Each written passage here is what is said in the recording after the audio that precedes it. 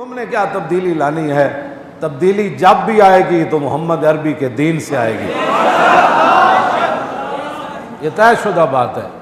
हाँ, तब्दीली तो तब आती कि जब वो खिलाड़ी को जिताया गया, जीता नहीं है, वो जिताया गया, तो खिलाड़ी तब्दीली तब लाता कि उस दिन कहता कि ये मेरी ज़िंदगी का सारा असासा है, ये मेरे पैसे हैं, ये मेरा माल है, आज के दिन मैं अपने तमाम असासे गरीबों के नाम करता हूँ।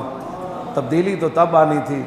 तब्दीली ये थोड़ी आनी थी कि सीटें कम हों तो जहाज़ भेज दिया जाए कि फ़लाँ को ख़रीद कर भी लाओ, फ़लाँ को ख़रीद कर भी लाओ।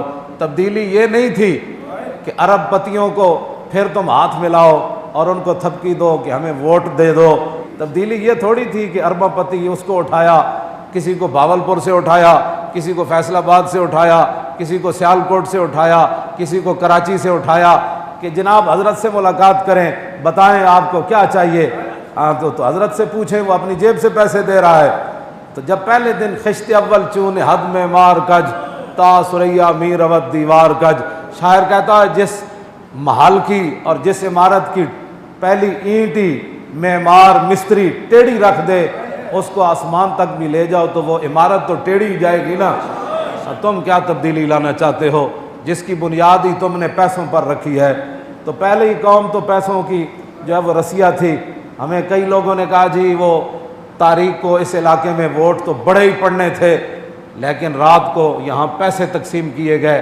मैंने कहा पागल, अगर तुमने पैसों ही पर बिकना था तो फिर हुजूर का दामन पकड़ा क्यों था? हाँ, मोमिन तो वो है जिसकी कायनात में कीमत कोई नहीं है। अगर तुम्हें पैसे रात को किसी ने दे ही दिए थे तो सुबह का सूरज तुलू होने के वक्त तुमने चौकों के अंदर रख कर उनको जलाया क्यों नहीं? हाँ, तो तुम्हारी तो फिर कीमत ही इतनी थी। हमें आकर क्या बातें करते हो? हमारी तो बात यह है कि काब बिन मालिक को मलिक गस्सान हुजूर उनसे नहीं बोलते थे। मलिक गस्सान ने ख़त लिखा कि तुम्हारे नबी तुमसे नाराज़ हैं तो आधी बादशाही देता हूँ, मदीना छोड़कर आ जाओ। तो काब बिन मालिक ने ख़त पढ़ते हुए रो पड़े, कहा या अल्लाह अब तो मेरे ईमान का भी सौदा होने लगा। तो आपने वो ख़त उठाकर जलते हुए तंदूर के अंदर फेंक दिया ताकि ज़िंदगी में दोबारा ख्याल भी ना आए कि बादशाह ने मेरे साथ क्या वादा किया था। आप तो उनके मानने वाले हैं। तो आपने रात के वक्त जी बड़े पैसे तकसीम हुए। मैंने कहा कितने तकसीम हुए होंगे? क्यों जी? तो आपको पता ही नहीं है कि जो दामन आपने पकड़ा था। क्यों जी? हज़रत ज़ैद बिन अरकम क्या कहते हैं ग़ज़वा बनी मुस्तलिक पर, जब आपने हुजूर को शिकायत लगाई अब्दुल्ला इब्न उबई की, आप गवाह पेश न कर सके और सहाबा ने आपको डांटा ज़ैद बिन अरकम को कि आपने हुजूर को क्यों तकलीफ़ दी जब आपके पास गवाही नहीं थी। तो हज़रत ज़ैद बिन अरकम कहते हैं कि मैं अपने ऊँट के ऊपर सर झुका के आ रहा था तो पीछे से रसूलुल्लाह तशरीफ़ लाए और हुजूर ने मेरा कान पकड़ा और कान पकड़कर मेरा मुंह अपने रुख अनवर की तरफ करके फतबस्सम फी वजही, हुजूर अपना रुख अनवर मेरे मुंह के सामने करके हुजूर मुस्करा पड़े। पीछे से सिद्दीक़ अकबर आए, फरमाया हुजूर ने क्या फरमाया? कहा फरमाया तो कुछ नहीं, हुजूर मुस्कराए। फरमाया फिर अभी अभी कुरान नाजिल होने वाला है।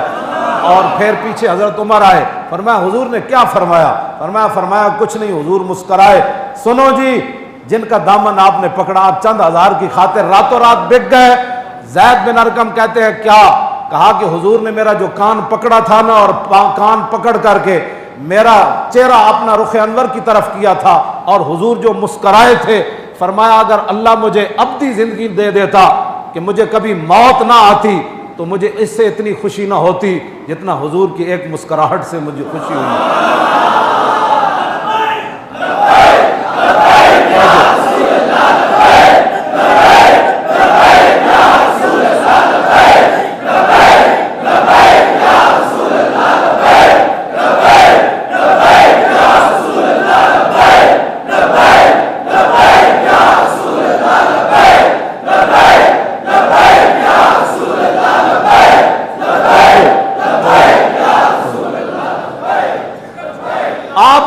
रातों रात कितने पैसे मिल गए जी?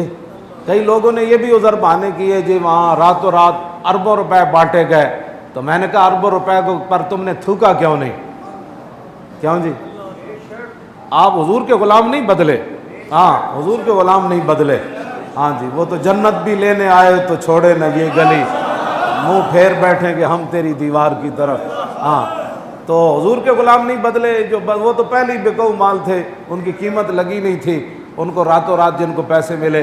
मैं हुजूर के गुलामों को सलाम पेश करता हूँ, और ये जिनका आप काम कर रहे हैं वो देख रहे हैं। क्यों जी, मेरा ईमान है और आपका भी मुझसे मजबूत ईमान है कि जिनके लिए आपने पर्ची दी वो आपको देख रहे थे। और क्यों जी,